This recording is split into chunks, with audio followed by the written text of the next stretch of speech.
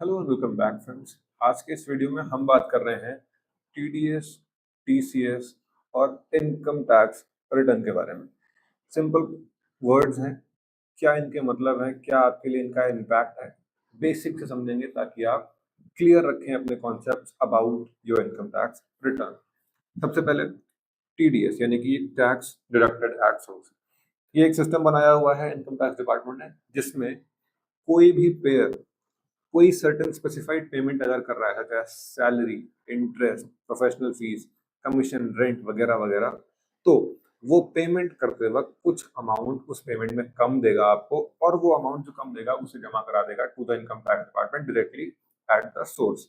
यानी टैक्स वो डिडक्ट कर लेगा, बैलेंस अमाउंट आपको दे देगा, और वो बैलेंस जो पेमेंट आपने करी है उसका टीडीएस का अमाउंट आपको क्रेडिट मिल जाएगा।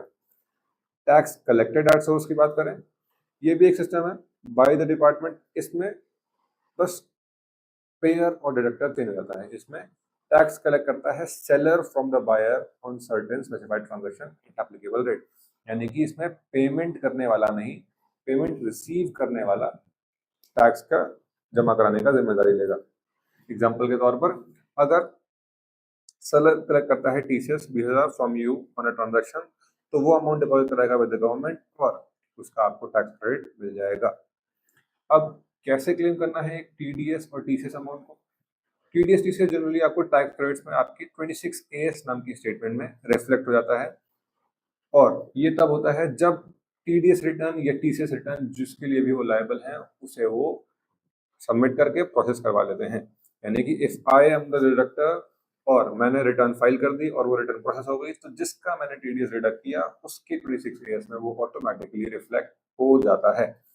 वहां से उसे आप रिफ्लेक्ट कर सकते हैं, यूज कर सकते हैं in your income tax return, जिसमें आपको उसका क्रेडिट का बेनिफिट मिल जाएगा।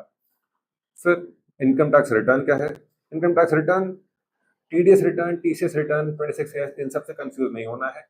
इनकम टैक्स रिटर्न एक फाइनल फॉर्म है जिसमें आप अपनी सारी इनकम की डिटेल्स जैसे salary, capital gain, house property, business, even other sources की डिटेल्स डालकर इसमें टीडीएस टीसीएस का बेनिफिट का क्रेडिट लेकर इसे फाइल करते हैं as the return of the information of income earned by you in a financial year।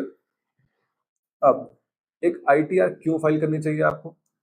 Specially अगर आपका टीडीएस टीसीएस डिडक्ट हुआ है, तो अगर आपकी टैक्स लाइबिलिटी कम है और टीडीएस टीसीएस ज्यादा डिडक्ट हुआ है तो आपका रिफंड बन सकता है, ऑफिशियल प्रूफ ऑफ इनकम बन जाता है, इनकम टैक्स रिक्वायरमेंट से कंप्लाई करते हैं आप, लोन और क्रेडिट फैसिलिटीज लेते वक्त आपको इसका बेनिफिट मिलेगा जो आईटीआर आपने फाइल करी है over the years, income documentation हो जाता है using an ITR, eligible losses हैं उन्हें आप कैरी फॉरवर्ड कर सकते हैं नेक्स्ट ईयर में, और एक प्रॉपर टैक्स रिकॉर्ड मेंटेन कर सकते हैं bye filing your income tax return.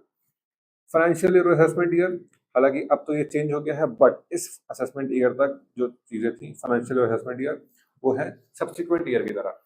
जो फाइनेंशियल ईयर है 25-26 उसका असेसमेंट ईयर रहने वाला है 26-27, एज सिंपल एज दैट। ये सिंपल बात थी। असेसमेंट ईयर में आप आईटीआर फाइल करते हैं for the financial year. Changes from assessment year to tax year, जैसे कि मैंने बताया असेसमेंट ईयर और फाइनेंशियल ईयर का कंफ्यूजन ये लास्ट ईयर था जिसके लिए था।